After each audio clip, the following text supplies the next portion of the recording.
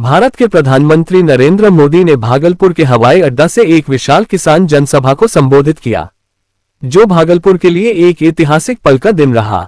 वहीं प्रधानमंत्री ने किसान सम्मान निधि योजना के तहत देश भर के किसानों को भागलपुर की धरती से किसान सम्मान निधि की 19वीं किस्त डीबीटी माध्यम से 9 करोड़ से अधिक किसानों को 22,000 करोड़ रुपए से अधिक धनराशि जारी किया, जहां भागलपुर जिले के 2,56,000 किसान सम्मान निधि योजना से लाभान्वित हुए।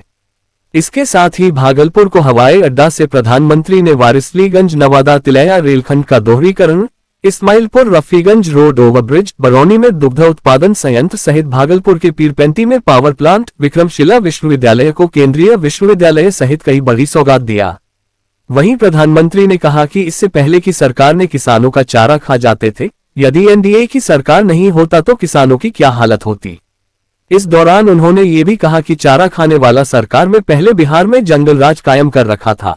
वहीं उन्होंने कहा कि यह जो जंगल राज वाले हैं हमारी धरोहर, हमारी आस्था से काफी नफरत रखते हैं, ये सही नहीं है। वही अपने आप में महाकुंभ को लेकर जंगल राज वाले बद्दी बातें कर रहे हैं, गालियां दे रहे हैं, ये कहीं से सही नहीं है। अपने धर्म के नाम पर इस तरह गाली देने वाले को बिहार कभी माफ नहीं करेगी। जबकि प्रधानमंत्री ने अपने संबोधन में राजद कांग्रेस पर जमकर निशाना साधा।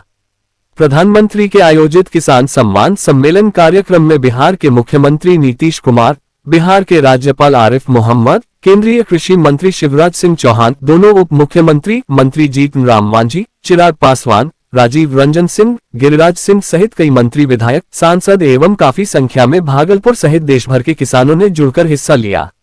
वहीं प्रधानमंत्री के कार्यक्रम को लेकर सुरक्षा का व्यापक प्रबंध किया गया था। करीब 4,000 से अधिक पुलिस बलों की तैनाती की गई थी। वहीं प्रधानमंत्री के कार्यक्रम को लेकर सुरक्षा का व्यापक प्रबंध किया गया था।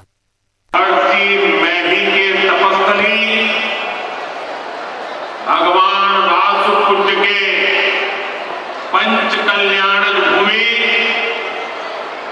विश्व प्रसिद्ध विक्रमशिला महाविहार बाबा बूढ़ानाथ के पवित्र भूमि पे सब भाई बहन सैनिक के प्रणाम कीजिए।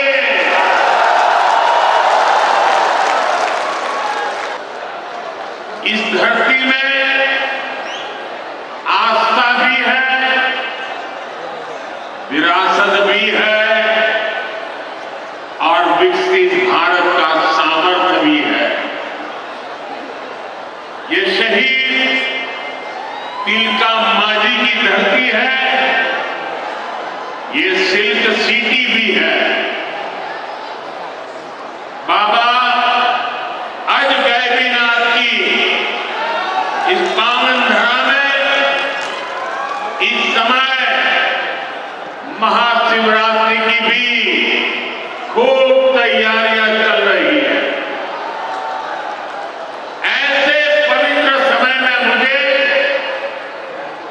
पीएम किसान निधि की एक और किस्त देश के करोड़ों किसानों को भेजने का सौभाग्य मिला है। करीब 22,000 करोड़ रुपए एक क्लिक पर देश भर के किसानों के खाते में पहुंचे। और जैसे ही अभी मैंने क्लिक दबाई, मैं देख रहा था यहां पर भी जो राज्यों के दृश्य दिख रहे थे, यहां भी कुछ लोगों की तरफ मेरी नजर गई। वो फटाफट अपने मोबाइल देख रहे थे कि पैसा आया कि नहीं आया, और तुरंत उनकी आंखों में चमक दिखाई देती। साथियों, आज जो किसान सम्मान निधि दी गई है, इसमें बिहार के भी 75 लाख से अधिक किसान परिवार हैं। बिहार के किसानों खाते में आज सीधे करीब 1,600 करोड़ रुपए उनके खाते में पहुंच चुके।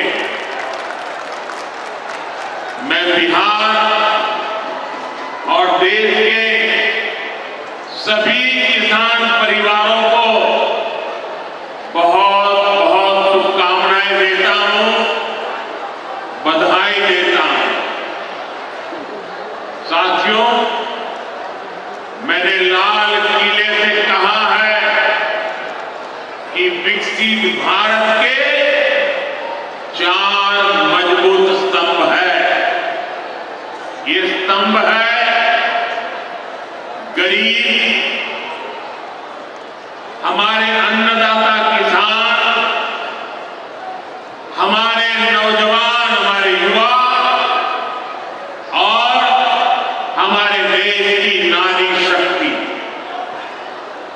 एनडीए सरकार चाहे केंद्र में हो या फिर यहां नीतीश जी के नेतृत्व में चल रही सरकार हो, किसान कल्याण हमारी प्राथमिकता में है। पहले इन सभी पहलुओं को लेकर किसान संकट से घिरा रहता है। जो लोग पशुओं का चारा खा सकते हैं, वो इन स्थितियों को कभी भी नहीं बदल सकते। एनडीए सरकार ने इस स्थिति को बदला। बीते वर्षों में हमने सैकड़ों आधुनिक किस्म के बीज किसानों को दिए। केंद्र सरकार ने बजट में से दिए हैं, यानी इतना सारा पैसा 12 लाख करोड़ रुपया देश के करोड़ों किसानों की जेब में बचा है। इस योजना को शुरू हुए अभी करीब 6 साल हुए। अभी तक लगभग 3,70,000 करोड़ रुपए सीधे किसानों के खाते में पहुंच चुके हैं। बीच में कोई बिचौलिया नहीं। जब ये कांग्रेस वाले, जंगल राज वाले सरकार में थे तो इन लोगों ने खेती का कुल जितना बजट रखा था उससे कई गुना ज्यादा पैसा को हम सीधे आप किसानों के बैंक खातों में भेज चुके हैं। साथियों, बजट में बिहार के किसानों और नौजवानों के लिए एक और बड़ी घोषणा भी की गई। पूर्वी भारत में फूड प्रोसेसिंग इंडस्ट्री को बढ़ावा देने के लिए बिहार एक बड़े केंद्र के रूप में उभरने वाला है। बिहार में national institute of food technology and entrepreneurship की स्थापना की जाए। यहां बिहार में कृषि के क्षेत्र में 3 नए सेंटर ऑफ एक्सेलेंस की भी स्थापित किए जाए। इनमें से एक